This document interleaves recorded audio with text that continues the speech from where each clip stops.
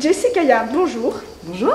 Vous êtes marionnettiste, comédienne et metteuse en scène de la palpitante compagnie. Cette compagnie est en résidence pendant l'été 2022 au théâtre Massalia de Marseille.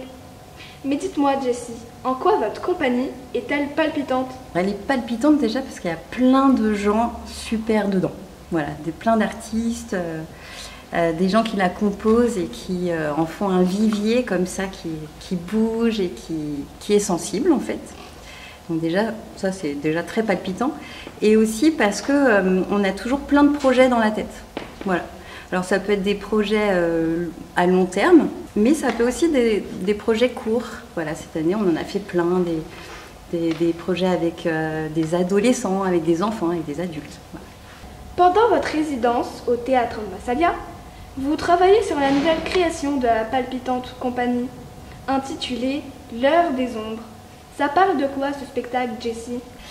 L'heure des ombres, ça parle de l'histoire d'une petite fille qui s'appelle Lucie et qui a grandi, qui est devenue adulte.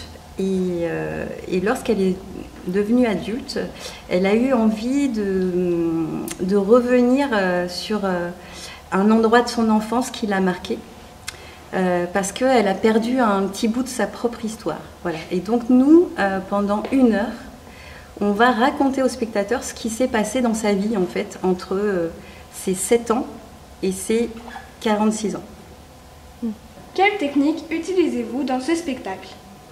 La technique principale qu'on utilise, c'est le théâtre d'ombre avec plusieurs couches. On a l'ombre projetée sur un écran. On a la rétroprojection avec des rétroprojecteurs. Et puis on a la projection d'ombre à vue des spectateurs avec des silhouettes marionnettes, donc en 2 dimensions, et qu'on va montrer comme ça avec des lampes voilà, devant les spectateurs.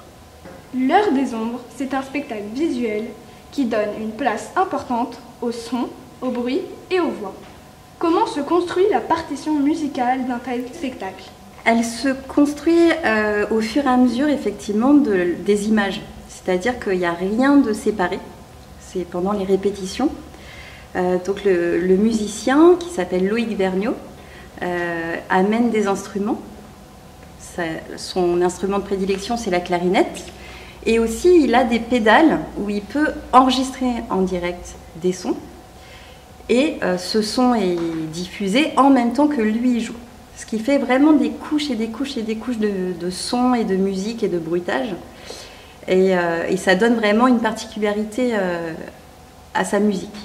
Et à partir de ça, ça va se répondre avec les images. Par exemple, tout à l'heure, on a vu que j'étais dans la ville avec une image qui se construisait au fur et à mesure. Et Loïc, lui, va se mettre devant et il va réfléchir. Il va se dire « Ah, mais à ce moment-là, je pourrais faire tel grain de musique, telle couleur musicale. » Il l'essaye. Et puis, ça se répond avec Pauline, Claire, moi et Margot, qui est aussi en regard extérieur. De quoi vous vous inspirez pour créer ce spectacle? Beaucoup des œuvres littéraires et surtout des œuvres qui parlent des géants. Parce qu'au départ, le vrai moteur du spectacle, c'est s'amuser à présenter des géants en nombre. Voilà, parce qu'effectivement, moi, alors que je fais qu'1,60 m, je peux être géante, par exemple. Et donc on est parti vraiment sur ce jeu d'échelle, s'amuser avec ça.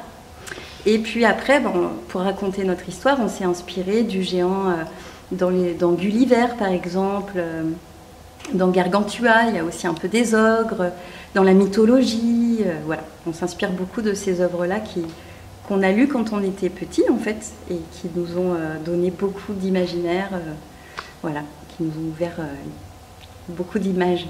On l'a dit, ce spectacle bénéficie d'une résidence organisée par le théâtre Massalia à la salle Ceita de la Friche de la Belle de Mai. À quoi ça sert une résidence, Jessie? Déjà, la compagnie, on en a parlé tout à l'heure, il y a plein de gens dedans pour ce spectacle. Ils habitent tous à un endroit différent. Et nous, on a besoin de salles, de théâtre pour répéter le spectacle. On ne peut pas le répéter dans un salon. Il y a beaucoup de techniques. Il y a beaucoup de mal, de choses, et donc dans des salons, c'est trop petit. Donc ça, c'est la première chose. La deuxième chose, c'est dans un théâtre qui nous accueille en résidence, il y a aussi des gens, des artistes, des professionnels, des techniciens qui vont nous aider, nous, la compagnie, aussi à créer ce spectacle. Par exemple, le premier jour de la résidence, il y avait plusieurs techniciens qui nous ont aidés à monter le décor que vous avez vu tout à l'heure. Et puis, il y a aussi le soutien, ce qu'on appelle le soutien. C'est-à-dire que grâce au Massalia, le spectacle pourra naître parce qu'il y a un soutien financier.